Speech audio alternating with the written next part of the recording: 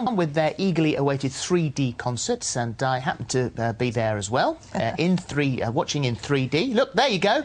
That's what the glasses look like. They're quite cool, actually. They're cooler now than they were. Yeah, the 3D is amazing as well, a lot better than it used to be. It's a great picture. Here's a taster of them in action and what happened when I met them yesterday afternoon.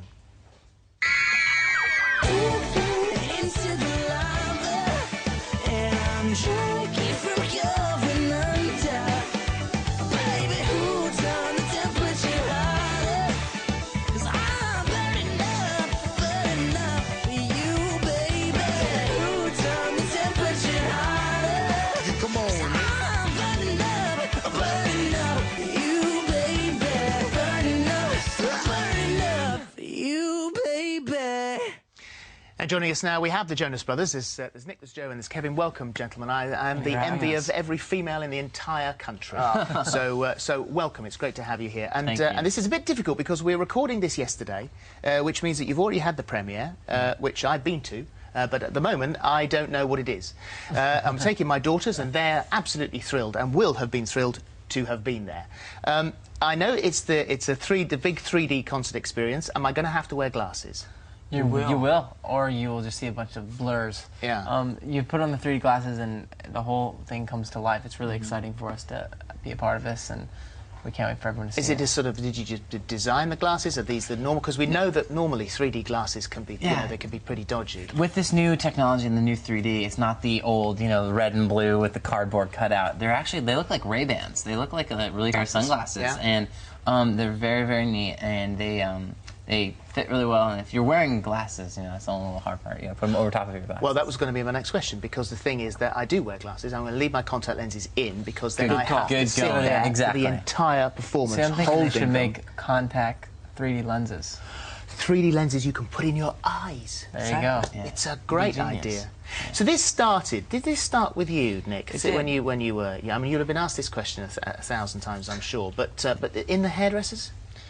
Yes, I was about 6 at the time with my mom. She was getting her hair done, and I started singing, and someone heard it and said I should go see this manager. The manager started sending me out on auditions for Broadway shows in New York City, and I did 4 shows on Broadway, and then someone heard me record a song when I was 11, and I started recording music and wrote a song with them for this record that I was making as a solo artist at first. Yeah. And they heard it. Just sort of rolling that back a little bit, it's the most ludicrous American dream, the Hollywood dream, because you walk into a hairdresser's, you just happen to be singing along, and who sings in the hairdressers, and then you are discovered.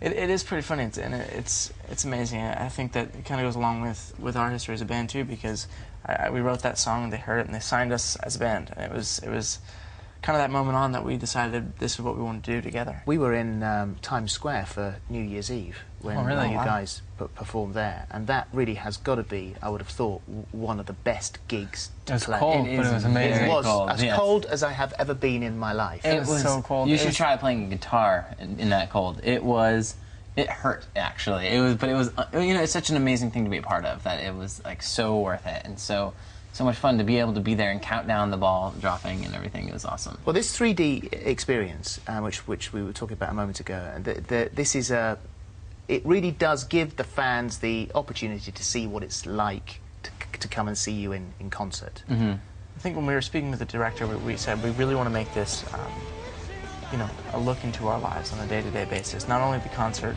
footage, but give them a clue as to who we are. And for those people who didn't get to see the Burning Up tour, this is filmed, this is a great opportunity, and it's a limited engagement. It's only in theaters for 2 weeks, which means you got to go see it while it's out. But we're looking forward to people checking it out, and we'll be back on June 15th to play at Wembley, which is exciting. And also, as part of the footage for the movie, we see you guys being chased through the streets. There's a hordes of screaming women, which is a lovely thing to happen, but at the same time, actually really quite frightening. Right. There's a little. It can be frightening sometimes, but I think you learn to laugh it off or enjoy it sometimes, and the fans are going crazy because I guess it's something kind of you hope to expect when you're in a band. The album is out quite soon as well. It's the 4th album. Yes, the 4th album releases June 15th. It's called Lines, Vines, and Trying Times, and And the lines are what? The lines that people throw you?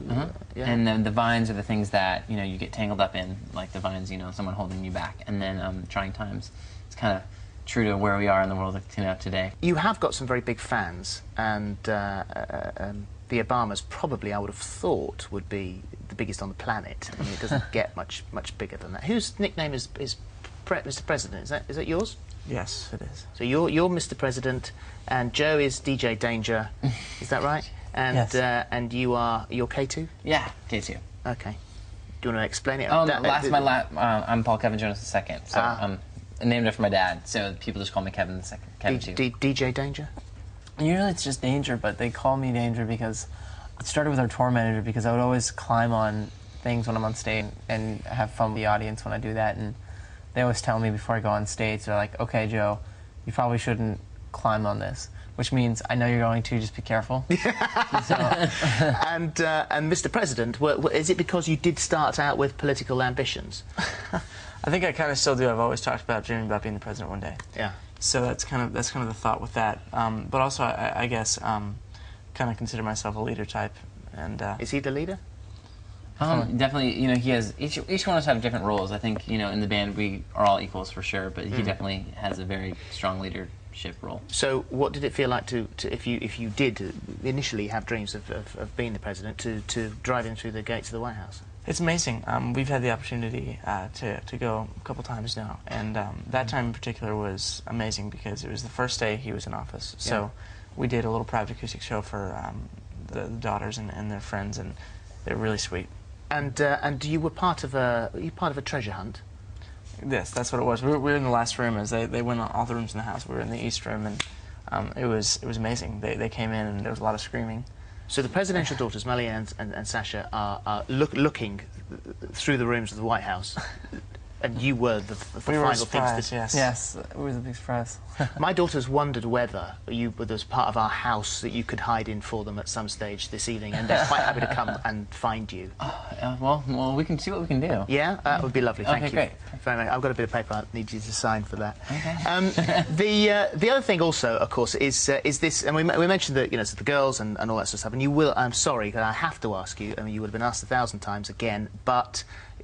You are renowned for being very family, for being very wholesome, but you know, of course, you know, hormones are hormones.